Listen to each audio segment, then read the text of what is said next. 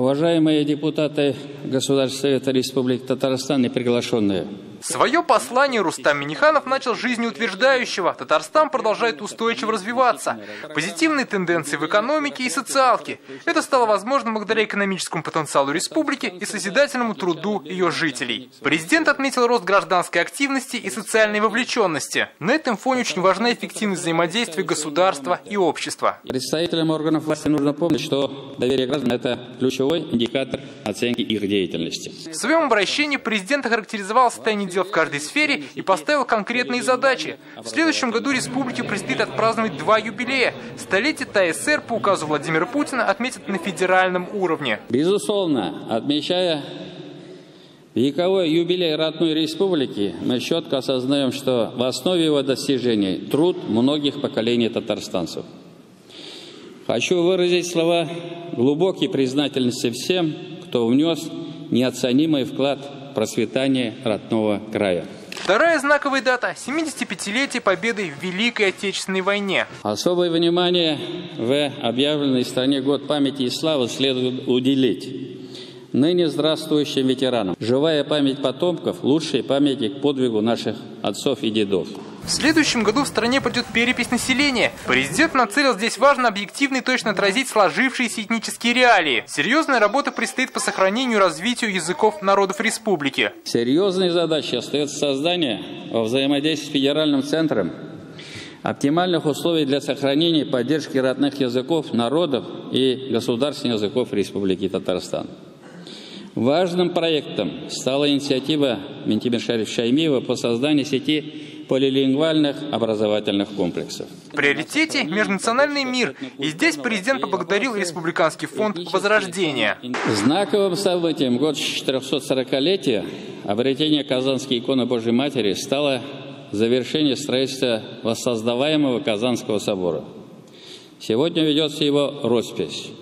Уверен, в скором будущем храм станет местом притяжения паломников со всего мира, одной из жемчужин столицы нашей республики. В ближайшие годы республику ждет целая серия мировых соревнований. В 2022 году по плаванию, в 2025 по водным видам спорта. Проведение мундиаля уже стало брендом Татарстана. Опыта привнес и WorldSkills. Он еще долго будет служить развитию республики. Большой блок Рустам Минниханов посвятил человеческому капиталу. Важнейшим приоритетом работы органов власти является развитие человеческого капитала, повышение качества жизни населения. За сухими цифрами вложенных средств и построенных объектов стоят конкретные люди, семьи, чья жизнь изменилась в лучшую сторону. А это для нас самое главное.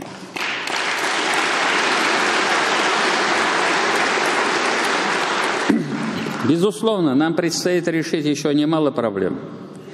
Мы не останавливаемся на достигнутом. Ремонтируются детские лагеря, благоустраиваются общественные пространства, запущена беспрецедентная программа «Наш двор». В целом нам предстоит еще много работы в рамках республиканских программ и нацпроектов. Наша главная задача, чтобы каждый татарстанец, вне зависимости от места проживания, ощутил положительные изменения. В здравоохранении произойдет переход от модернизации первичного звена ко второму, от ФАПов и поликлиник к стационарам. Важная задача – диспансеризация. Подчеркну, диспансеризация должна быть качественной. Формализм здесь недопустим. Необходимо обеспечить четкое соблюдение единых стандартов. Для образования как минимум 2 задачи. Первая – ликвидация разрыва между районами. К сожалению, по-прежнему сохраняется значительный разрыв в качестве образования между отдельными территориями и школами. Кроме того, некоторые школы пытаются ограничивать возможность продолжения обучения в 10-11 классах. В реальности это стремление повысить свой рейтинг за счет исключения учащихся с невысокими оценками. Мы должны дать возможность всем желающим получить полное среднее образование. Вторая задача – воспитание. К сожалению, здесь мы не дорабатываем. Особенно в части своевременного выявления детей, находящихся в социально опасном положении и трудной жизненной ситуации. Задача отдельным отраслям и предприятиям экономики: Татнефти – диверсификация бизнеса, Таифу – олефиновый комплекс, КАМАЗу – достойный юбилей, КВЗ и другим заводам – модернизация. Особое внимание – безопасности. Никакие доводы экономического, технического или иного плана не могут быть приняты во внимание, если они противоречат интересам обеспечения безопасности производственного персонала, населения и окружающей среды.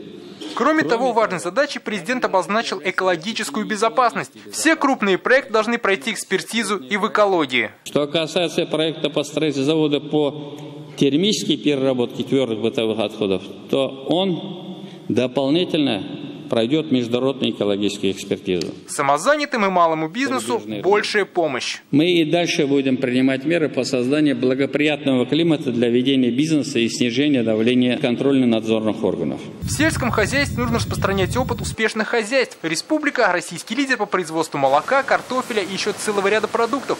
Половина урожая за фермерами. Но здесь важно внедрять новинки цифровизации, и чтобы эффективно работали во всех районах. А пока разница – небо и земля.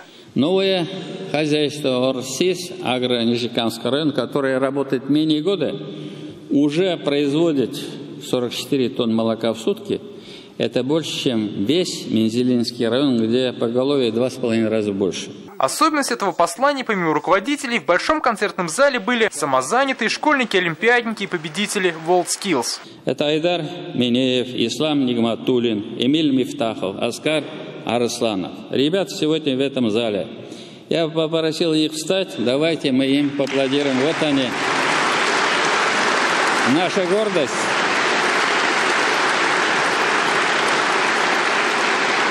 На мировом уровне они доказали свое мастерство. Бигзур Ахмадсызыка. Присаживаемся. Безусловно, ценным является не только сам чемпионат. Мы получили уникальный опыт знания, возможности для дальнейшего развития профессионального образования и подготовки высококвалифицированных рабочих кадров. С такими жителями республика не может плохо работать, поэтому президент завершил на ободряющей ноте. Уверен, у нас все получится, и вместе мы справимся. Ихтибарыгыз рахмат. Спасибо за внимание.